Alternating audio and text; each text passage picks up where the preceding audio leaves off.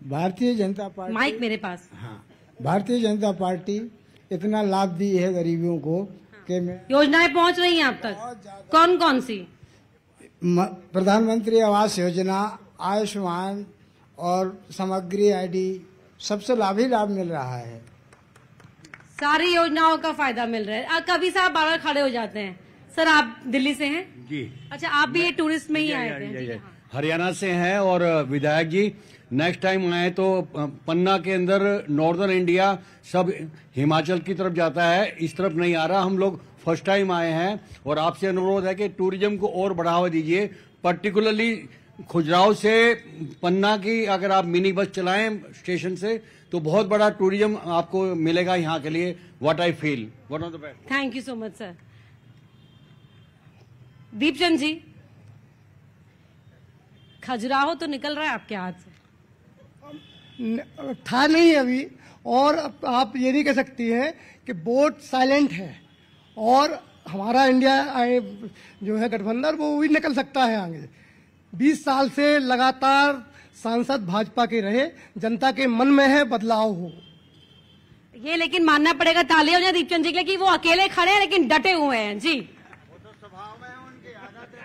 Bharatiya Janata party का जो उद्गम हुआ 1980, 1980 में 3 सीटें, और वर्तमान जो पिछला चुनाव हुआ 303 सीटें ये, और उसके बाद लगातार दोबारा, और इस बार हम फिर 400 पार जा रही है भारतीय जनता। ये दिखा रहा है कि भारत में कहीं न कहीं विकास हो रहा है, और लोगों के दिल पे मोदी जी का असर। 400 पार लड़ रही है क्या एनडीए? 400 पार जाने की बात की जा रही है? निश्चित रूप से वो तो हमारा माननीय मोदी जी का नेतृत्व का नारा भी है, और इसलिए आप ये देख लें कि एक पन्ना छोटा सा जिला है, यहाँ पे मेडिकल कॉलेज आ रहा है, यहाँ पे कृषि कॉलेज आ गया है। अग्रवाल साहब ने कुछ गिनवाई थी चीजें कि नहीं हो पाई हैं, जरा उनका जवाब। कॉलेज वो भी आएगा।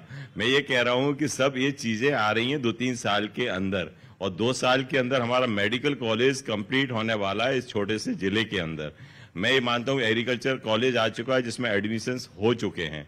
आज यहाँ पे छसाल जी की नगरी मानी जाती है, यहाँ पे छसाल जी की एक स्टेचू हम लोग लगा रहे हैं।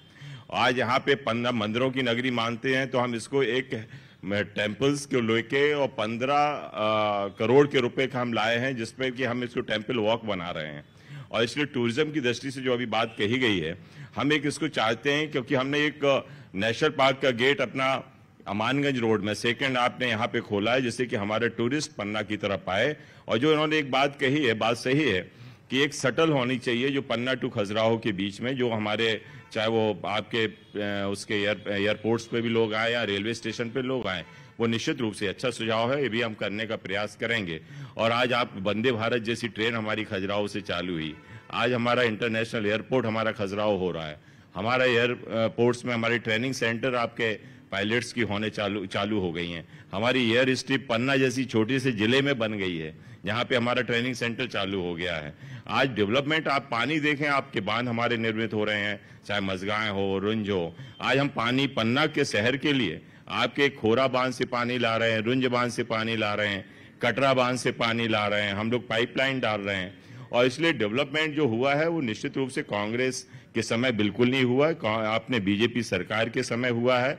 और आज यदि इस तरह का यदि होता तो कांग्रेस छोड़ के आज हमारे परिवार में क्यों शामिल होते? बेरोजगारी, पलायन और एंटी इनकम्बेंसी, क्या उसका यहाँ पर बिल्कुल असर नहीं है? हम पहले नंबर राष्ट्रीय स्तर पर विचारधारा रखते हैं, हम राष्ट्र पहले देखते हैं। आज राष्ट्र की क्या स्थिति बनी हुई है आप देख रहे हैं कि विश्व परिवेश में आज यूक्रेन और रूस लड़ रहा है, ईरान, इराक और ईरान उसमें आक्रमण चल रहे हैं, हमास इस तरीके का कर रहा है, पाकिस्तान पड़ोस में हमारे ऊपर आंख दिखा रहा है। 20,000 लोग इजराइल भी जा रहे थे नौकरी के लिए। हाँ, तो उसकी एक अलग अपनी समस्या है।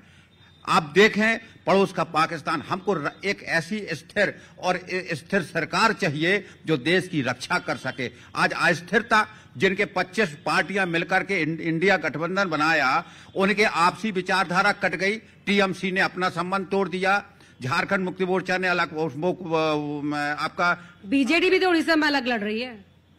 बीजेपी के साथ जितने भी गठबंधन है वो आज उनके साथ में लगे हुए हैं। आप देखिए जब जो स्थिति पहले थी उससे हम ज्यादा मजबूत में है। आज जनमानस हमारे साथ में है। हमने किसी को अपनी विचारधारा से प्रभावित किया है, राष्ट्रवादी नीतियों के कारण प्रभावित किया है। ठीक है, तिवारी जी बहुत प्रभावित है। कवि साहब, हमारे देश एक तो इतना चमकता हुआ कुर्ता पहन के ना अलग से ही पहचान में आ रहे हैं। हमारे ये तो हम लोग की एक पहचान है, पूरे विश्व में अलग पहचाने जाते हैं। देखिए, हमारे देश की जनता ने सभी राजनीतिक पार्टियों को अवसर दिया है।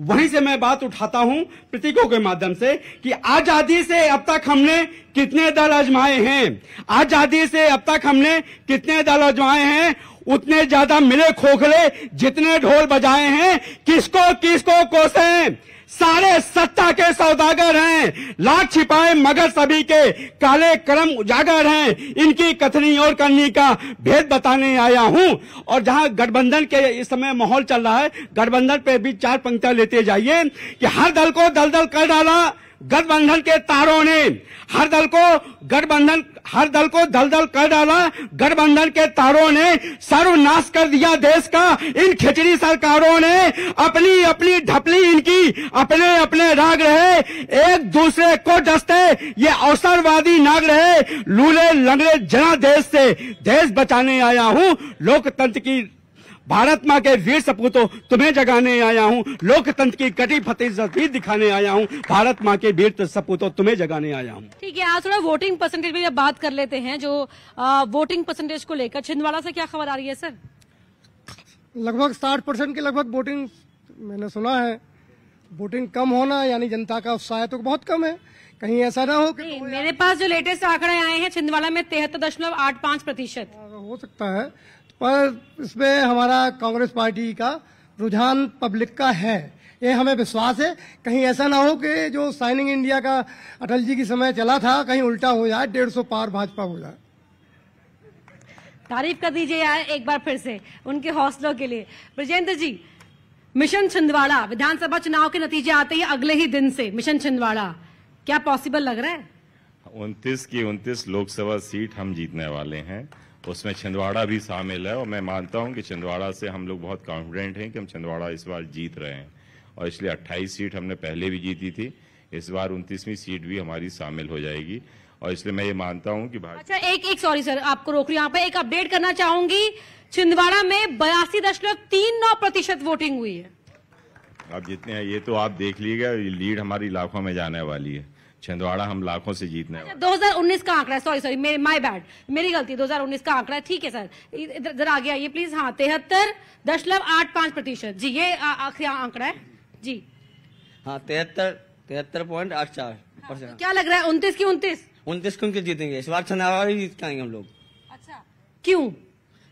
मोदी जी की लहर चल रही है, हर आदमी को पूरा मुंह में समर्थन मिल रहा है हम लोगों को। कुछ कहना चाह रहे हैं क्या? नहीं, हमारे छोटे भाई बैठे रवि पांडे जी, आप एक बार इनसे भी। रवि पांडे जी, बड़े भाई ने आपका वो सिफारिश कर दी जी।